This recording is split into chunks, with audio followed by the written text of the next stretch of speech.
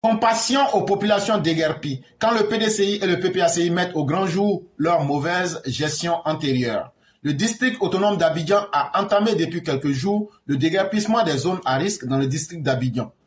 Il n'en fallait pas plus pour que les partis politiques de l'opposition, à savoir le PDCI et le PPACI, s'en saisissent pour donner une connotation politique à cette action de salut public.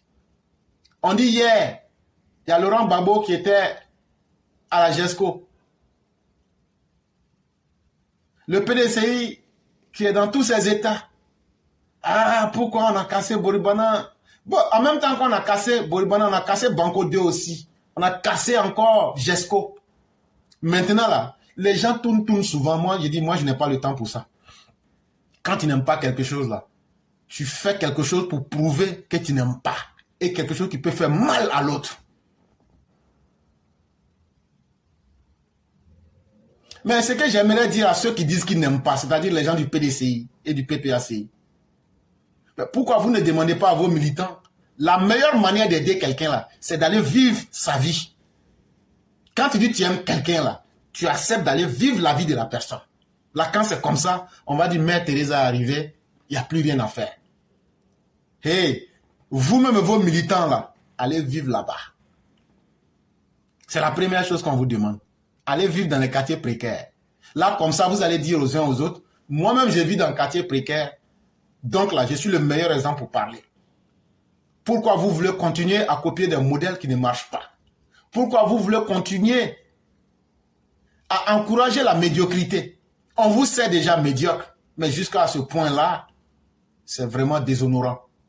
On sait que le charognard ne vit que de la pourriture, mais vraiment ne pas pouvoir être digne dans ce que vous faites, ça vous rabaisse encore comme des vers de terre.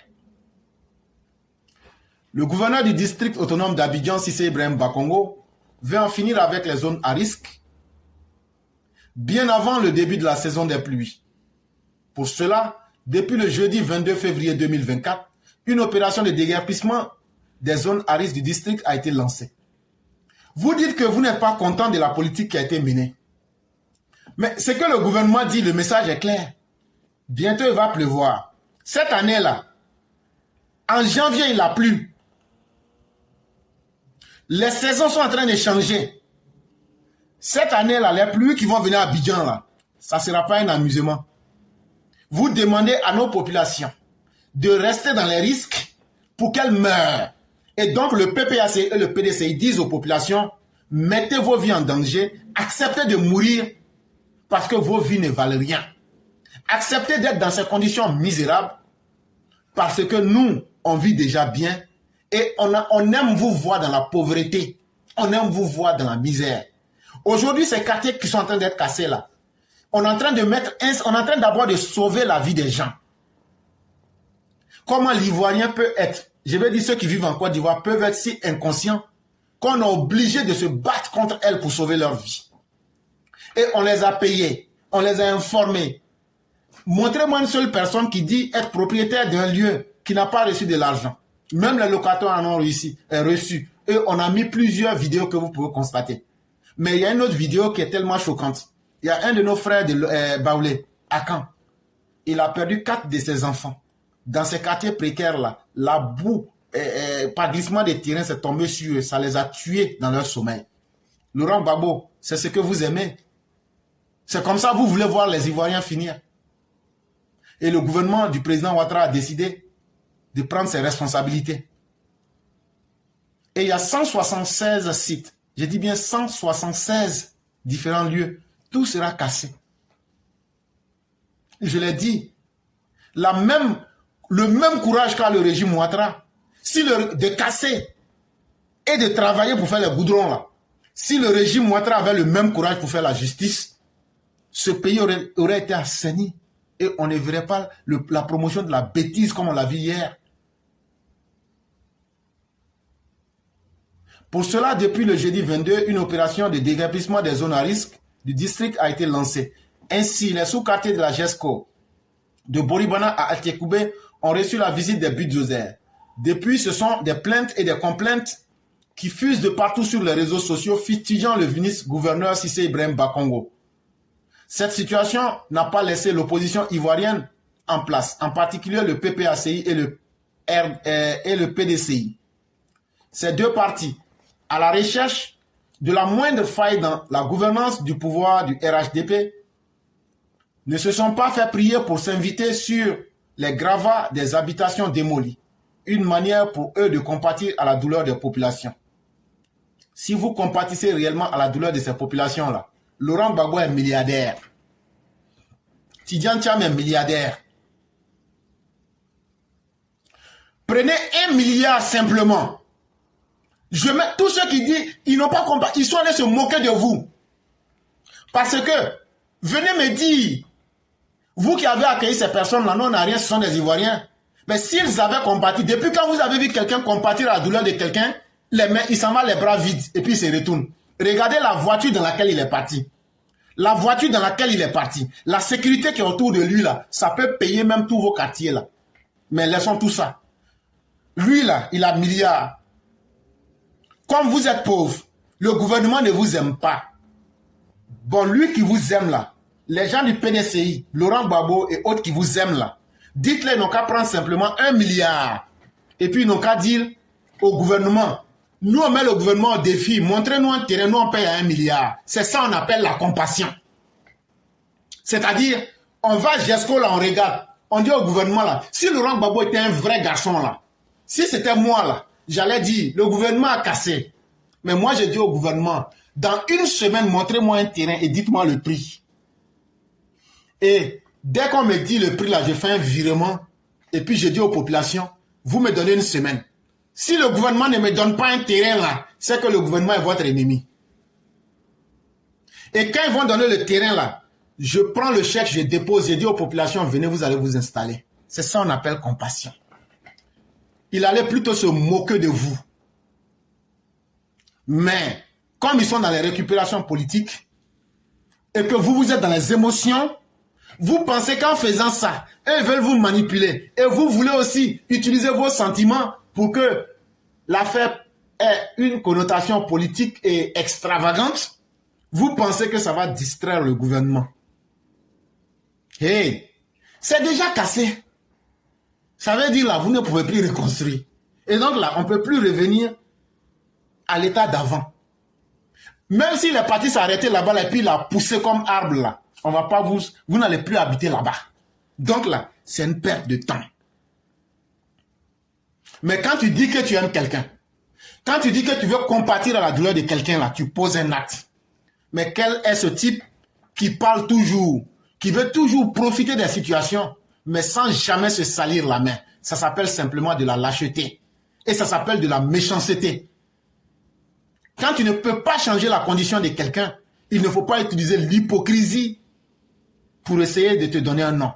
Et voilà pourquoi je dis que Laurent Gbagbo est un individu mortifère.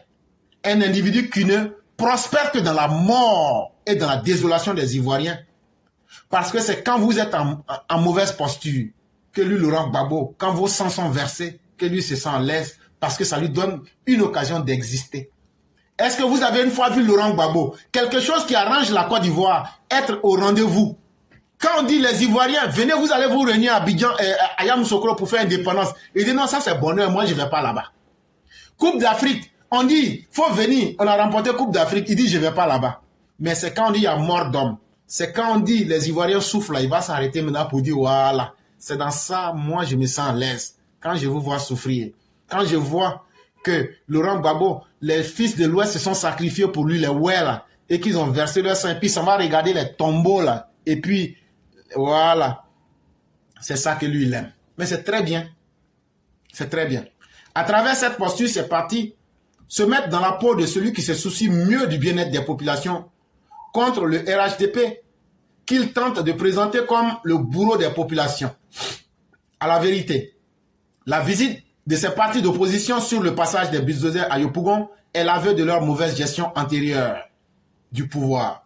Laurent Gbagbo, si c'était que vous et puis le PDCI de Bédié là, vous avez bien géré la Côte d'Ivoire et les milliards que vous avez gaspillés là, vous avez pris ça pour dire aux Ivoiriens, venez, voilà des maisons sociales ici, venez, vous allez rentrer dedans là. Il n'y aurait pas eu de Boribana. Ou bien tout au moins, il y aurait très peu de Boribana, il y aurait très peu de Banco, il y aurait très peu de GESCO.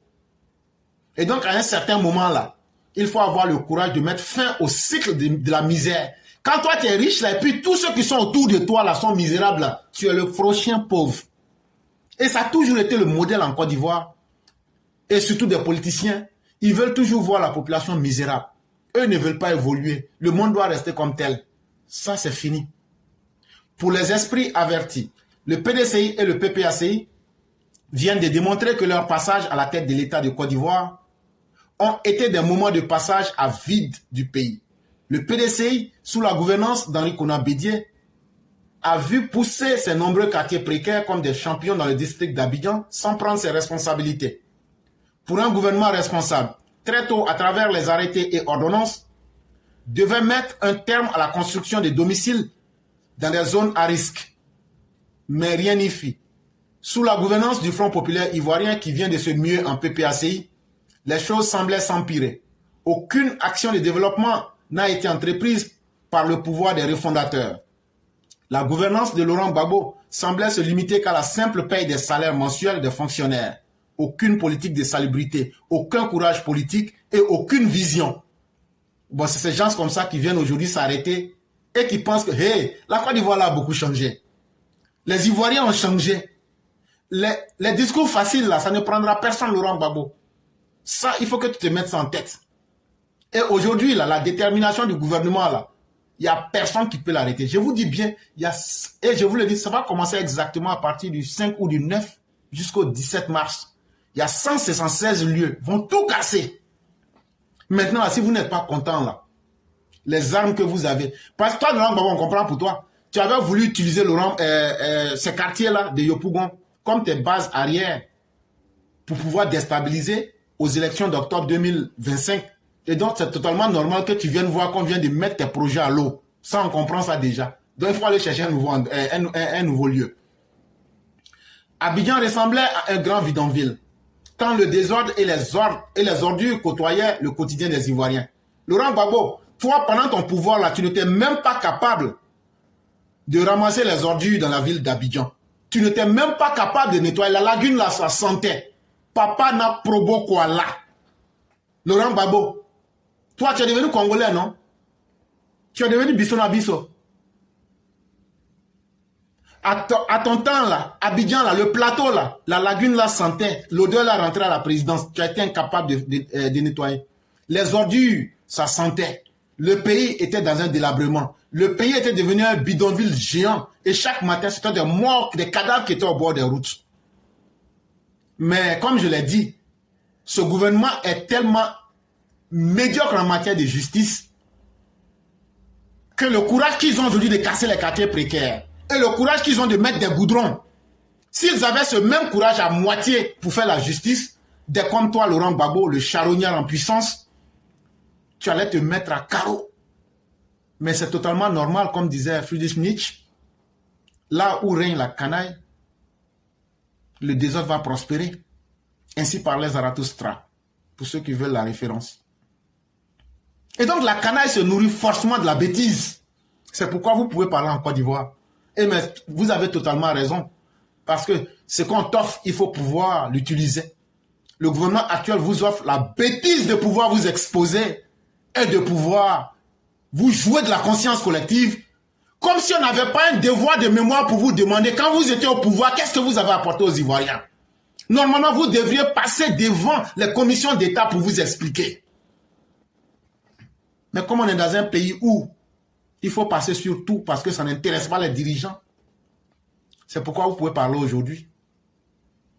Que pouvait faire un tel pouvoir dit socialiste face aux situations d'éboulement de terrain? Les habitants de la GESCO, de Mbosikro, de Boribana et bien d'autres quartiers précaires pouvaient continuer de s'agrandir. Tant pis pour les victimes des saisons pluvieuses. Conscient de nombreuses victimes des saisons pluvieuses, le gouvernement du RHDP a décidé de prendre ses responsabilités en remettant de mise en demeure à ces différents sous-quartiers afin qu'ils quittent les lieux avant l'arrivée des bulldozers. Et donc, nous, on dit, on va sauver vos vies avant le danger. Et si vous n'êtes pas content, allez créer une rébellion. Oui. Si vous n'êtes pas content, là, allez créer une rébellion et puis venez attaquer le régime d'Abidjan et puis on va passer. En tout cas, on a fait et on va continuer à faire ce qu'on fera et on va voir. Si vous sortez, comme je l'ai dit là, on va vous affronter avec des moyens létaux. On va vous faire ça propre sur le terrain. C'est ce qu'on vous a dit. Parce que ce qui est normal et correct, moi je ne peux pas payer terrain. Je ne peux pas travailler 10 ans pour payer terrain. Et puis autour de mon terrain là, ce sont des quartiers précaires. Parce que ce qu'on dit, qu'on n'explique pas, les quartiers précaires, ce sont des nids du désordre. Ce sont des nids du banditisme. C'est aussi cela qu'on n'explique pas. Mais en plus de cela, leur vie est en danger constamment avec tous les malheurs que chaque saison de pluie apporte. On dit on veut vous enlever dans ces conditions. Vous dites non, non, non, il faut les laisser dans ces conditions pour que la boue n'a qu'à venir tomber sur eux, ils vont mourir. Là, comme ça, on va venir donner 50 000 à chaque famille. Hey, nous, on va sauver vos vies. Maintenant, là, si vous voulez, là, vous réfléchissez. Surtout que vous avez reçu de l'argent pour quitter. Surtout que vous avez eu tout ce qu'il fallait. Vous avez eu le temps et vous avez eu l'argent. Donc, on s'en fout de ce que vous voulez. Et moi, je l'ai dit, Laurent Gbagbo, quand quelqu'un n'aime pas quelque chose là, tu fais quelque chose de pire qu'on n'a jamais vu pour te faire respecter. Quand on voulait casser ta gueule là, de fruits pourris là, on allait faire rébellion et puis on est venu, on a cassé ta gueule. Est-ce qu'on a beaucoup discuté? Mais ce que tu fais aux autres là, les autres aussi ont le droit de te faire. Donc allez créer votre rébellion. Personne ne va se plaindre. Mais on va vous montrer qui a mis l'eau dans le coco. Dire que le pouvoir RHDP est le champion dans l'assainissement et l'organisation de l'habitat est un lapalisse. Ça veut dire, ce que le RHDP a fait là, pour rendre le pays là correct, beau, comme ce que vous voyez aujourd'hui là. Si on veut parler de ça, c'est comme si on est en train de faire du vuvuzela. Tout le monde sait ça. L'on en veut pour preuve la métamorphose de la commune de Koumassi et de nombreux ouvrages d'assainissement bâtis ici et là. Celui qui est devant là, si c'est Bakongo là, regardez comment il a pris Koumassi et comment Koumassi est devenu. Toi, tu es à Yopougon là, tu ne veux pas que ton quartier se développe. Tu ne veux pas que ton environnement se développe. Mais pour qu'il y ait développement là, il faut qu'il y ait changement de mentalité. Il faut qu'il y ait changement de comportement. Il faut qu'il y ait changement dans les lieux. Et il faut qu'il y ait changement du décor. C'est ça qui conduit au développement. Le développement ne tombe pas du ciel. Le développement, ce sont les gens capables. Et des gens de vision, c'est eux qui imposent le développement. Sinon là, si tu n'aimes pas le développement là, tu vas vivre en brousse. Si tu n'aimes pas le développement là, tu ne viens pas habiter à Abidjan. Tu vas rester en brousse. Là, comme ça, là, le désordre, là, tu es en face du désordre et tu es en face de la nature elle-même. Mais quand tu décides de venir vivre en ville, là, il faut respecter aussi l'ordre de la ville. Tout cela pour le bonheur des populations. Alors, la visite de Laurent Gbagbo et de Tidiane Thiam aux populations déguerpies, feignant de leur apporter leur soutien, n'est rien d'autre qu'une récupération politicienne. Mais cette récupération, Tidiane Thiam, elle serait encore mieux si vous veniez avec des chèques ou bien une proposition concrète. Bon, chère population, à partir d'aujourd'hui, pour montrer que je suis solidaire avec vous, je vais vivre comme vous, je vais vivre là avec vous, ou bien, vraiment, comme le gouvernement a cassé, dites au gouvernement, montrez-nous un endroit, dites-nous le prix, on paye ça pour la population. Voilà ce qu'on appelle, surtout quand on a volé l'argent du pays pendant des années et des années, on doit être capable d'avoir un peu de cœur pour retourner un peu de cet argent volé aux populations.